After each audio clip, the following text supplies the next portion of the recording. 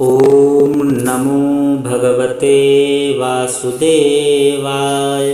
उत्पन्ना एकादशी व्रत कथा।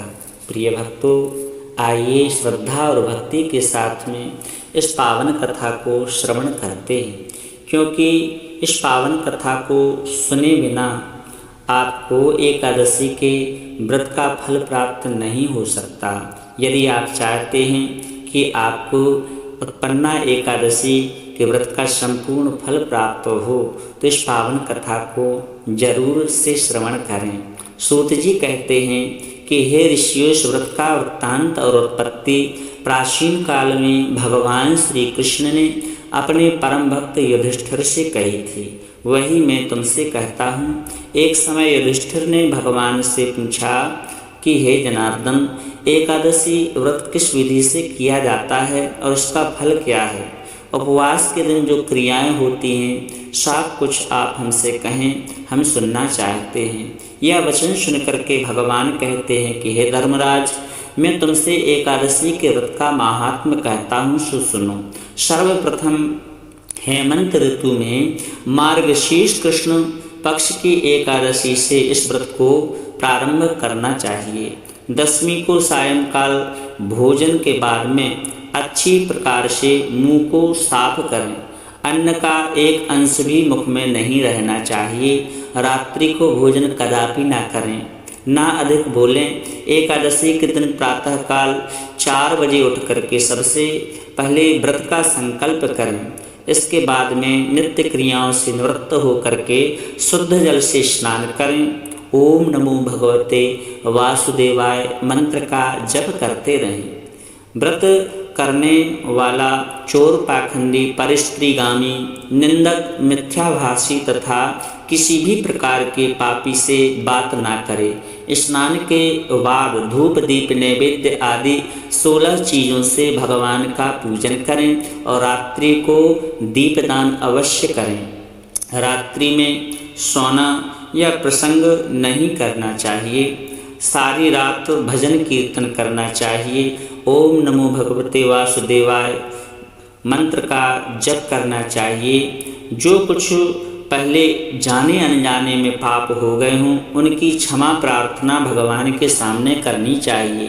धर्मात्मा पुरुषों को कृष्ण और शुक्ल पक्ष दोनों पक्षों की एकादशी को समान समझना चाहिए, इनमें भेद नहीं करना चाहिए। जो मनुष्य ऊपर लिखी हुई विधि के अनुसार एकादशी का व्रत करते हैं, उन्हें शंखोद्धार तीर्थ में स्नान करके भगवान के दर्शन करने से जो फल प्राप्त होता है, वह एकादशी व्रत के 16वें भाग के समान भी नहीं है। व्यतिपात के दिन दान देने का लाख गुना फल होता है। संक्रांति से 4 लाख गुना तथा सूर्य चंद्र ग्रहण में स्नान दान से जो पुण्य प्राप्त होता है, वही पुण्य एकादशी के दिन व्रत करने से सहज ही प्राप्त हो जाता है। अश्वमेध यज्ञ करने से 100 गुना तथा 1 लाख तपस्वियों को 60 वर्ष तक भोजन कराने से 10 गुना, 10 ब्राह्मणों तथा 100 ब्रह्मचारियों को भोजन कराने से 1000 गुना पुण्य और भूमि दान करने से जो पुण्य होता है, उससे 10,000 गुना पुण्य कन्या दान करने से होता है। इससे भी 10 गुना पुण्य विद्या दान करने से होता है और विद्या दान से 10 गुना पुण्य भूखे को भोजन कराने से होता है। अन्नदान के समान इस संसार में कोई कार्य नहीं जिससे देवता और पितर दोनों तृप्त होते हैं, परंतु एकादशी के व्रत का पुण्य इन सब से अधिक माना गया है। 1000 यज्ञों से भी इसका फल अधिक होता है। इस व्रत का प्रभाव देवताओं को भी दुर्लभ है। रात्रि को भोजन करने वाले को उपवास का आधा फल मिलता है और दिन में एक बार जो भोजन करते हैं व्रत के दौरान, उन्हें भी आधा फल प्राप्त होता है। जबकि निर्जल व्रत रखने वाले का महात्म्य तो देवता भी गाते हैं। युधिष्ठिर कहने लगे कि हे भगवान, आपने हजारों यज्ञ और लाख गौदान को भी एकादशी व्रत के बराबर नहीं बताया, सो यह तिथि सब तिथियों से उत्तम कैसे हुई? किस प्रकार से इसकी महिमा है, आप हमको बताएं। तब भगवान श्रवण कराते इस पावन कथा को।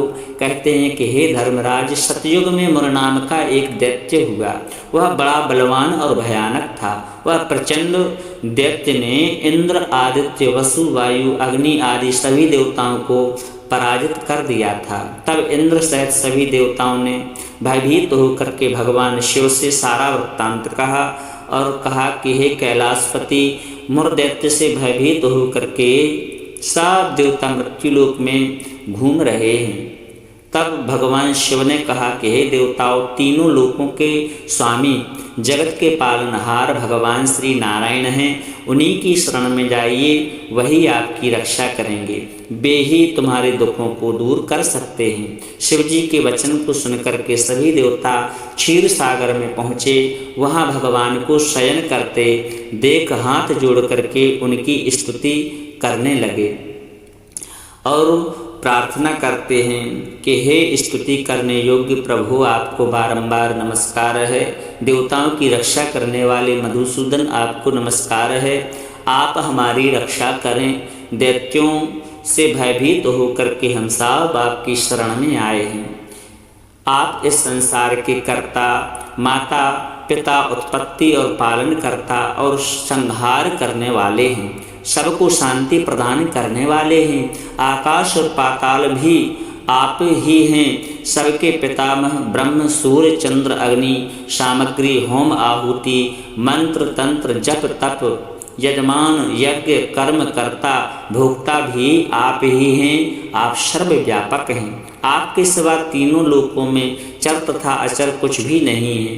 हे भगवान, दैत्यों ने हमको जीत करके स्वर्ग से भ्रष्ट कर दिया है और हम सब देवता इधर उधर मारे मारे फिर रहे हैं। आप उन दैत्यों से हमको बचाओ। इंद्र के ऐसे वचन सुनकर के भगवान कहते हैं कि हे इंद्र, ऐसा मायावी दैत्य कौन है जिसने सब देवताओं को जीत लिया? उसका नाम क्या है? उसमें बल कितना है और किसके आश्रय में है तथा उसका स्थान कहाँ है? हमको बताओ।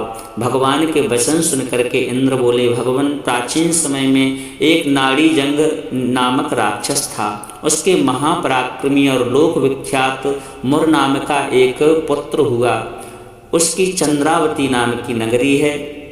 उसी ने सब देवताओं को स्वर्ग से निकाल करके वहाँ अपना अधिकार जमा लिया। उसने इंद्र, अग्नि, वरुण, यम, वायु, ईश, चंद्रमा, नैऋत्य आदि सबके स्थान पर अधिकार कर लिया है। सूर्य बन करके स्वयं प्रकाश करता है, स्वयं ही मेघ बन बैठा है और सबसे अजेय है। उसे कोई हरा नहीं सकता।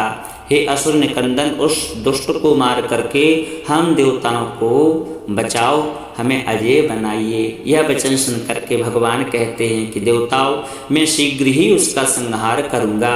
तुम चंद्रावती नगरी जाओ।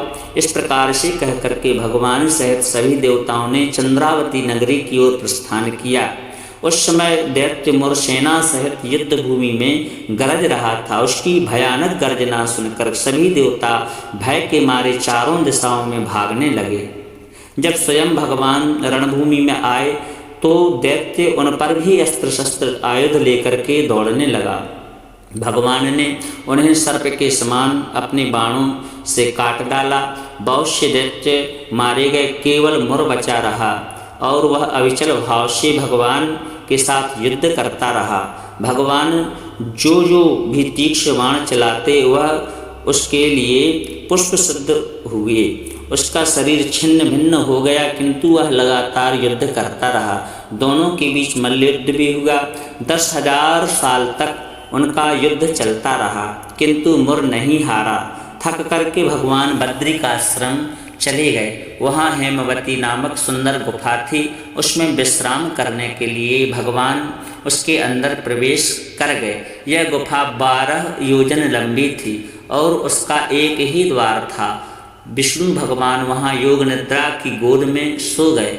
मुर भी पीछे पीछे आ गया और भगवान को सोया देख करके मारने को उद्यत हुआ। तभी भगवान के शरीर से उज्ज्वल कांतिमय रूप वाली एक देवी प्रकट हुई। देवी ने राक्षस मुर को ललकारा, युद्ध किया और उसे तत्काल मौत के घाट उतार दिया।